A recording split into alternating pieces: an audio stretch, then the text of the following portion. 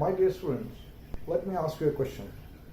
अगर एक नाव को समुद्र में छोड़ दिया जाए, बिना किसी नाविक के, बिना किसी खिवट के, सिर्फ उसको पानी में छोड़ दिया, समुद्र में छोड़ दिया, तो क्या होगा? ऑब्वियसली कुछ देर बाद वो डूब जाएगी। अच्छा, अगर नाव की जगह पे हम एक बड़ा शिप ले लें, उसका इंजन ऑन किया और छोड़ दिया, उसमें कोई क्रू मेंबर नहीं है, उसे कोई गाइड करने वाला नहीं है, सिर्फ शिप है और उसको हमने इंजन को ऑन करके हमने उसे समुद्र में छोड़ दिया, तो अब क्या होगा? ऑब्वियसली वो भी थोड़ी देर डूब जाएगा। ये हो सकता है कि नाव के बनस्पत हो सकता है उसका टाइम थोड़ा ज़्यादा लगे, लेकिन उसका डूबना ऑलमोस्ट तय है।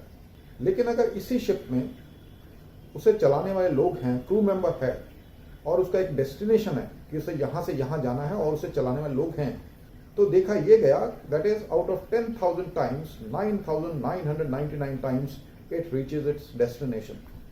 बाकी में थोड़ी मुश्किल आ सकती है, कभी तूफान आ गया, ज़्यादा मुश्किल तूफान आ गया वगैरह कुछ हो सकता है, लेकिन हर 10,000 में से देखा गया कि 9,999 बार ये शिप अपने गंतव्य पर, अपने गोल पर, डेस्टिनेशन पर पहुंच गया। Same thing is true with our life goals also. जब हमारा लाइफ का कोई गोल है, ध्येय है, वो क्लियर है, उसके प्रति फोकस है, उसमें हम एनर्जी डालते हैं, एक ही डायरेक्शन में डालते हैं, तो चांसेस बहुत बढ़ जाते हैं कि हम उस गोल तक पहुंच पाएंगे। लेकिन जब हमारा लाइफ में कोई गोल ही नहीं है, हम सिर्फ कहते हैं कि हाँ कुछ हो जाएगा, क्या कुछ हो जाएगा उसका में क्लैरिटी नहीं है कि एक दिन अपने आप हो जाए, कुछ ऐसा अपने आप कुछ नहीं होता। वो स्थिति वैसी ही है कि जैसे हमने नाव को समुद्र में छोड़ दिया।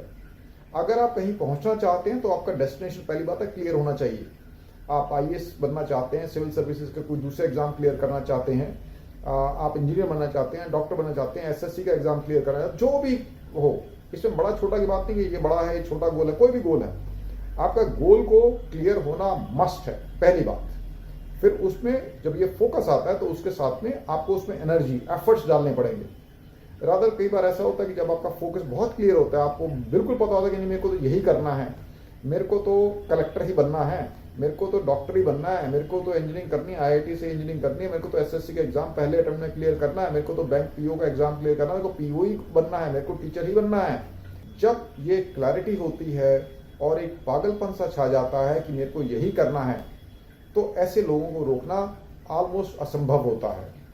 जब आप मैं शब्द यूज करते हैं, पागलपन यूज करते हैं, ये असल में पागलपन नहीं है, एक जुनून है, ये एक भाव के लिए यूज किया गया है।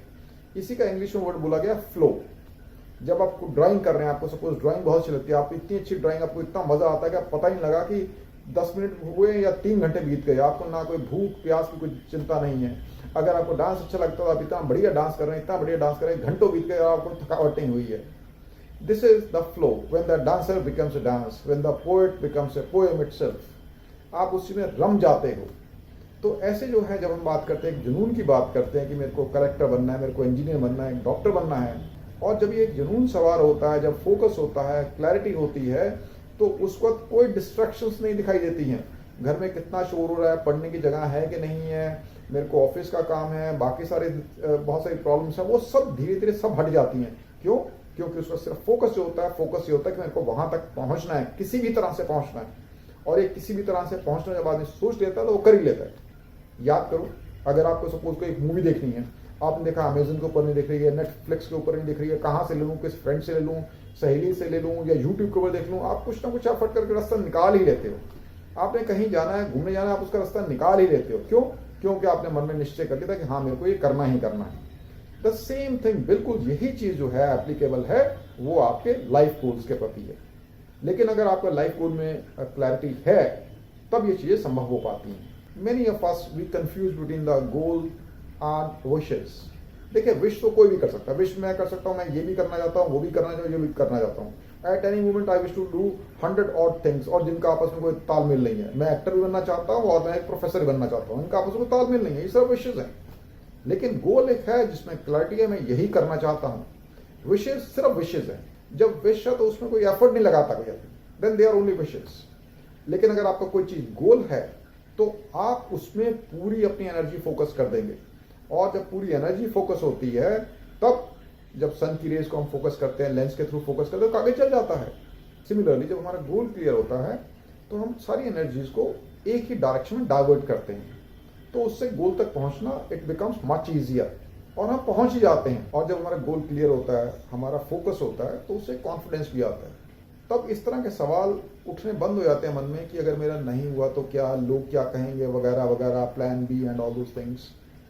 जब हमारा फोकस क्लियर है कि हाँ मेरे को ये करना है और उसमें उस तरह का भाव है, फ्लो है, जुनून है, पागलपन है, तो एक अलग ही तरह का कॉन्फिडेंस आता है।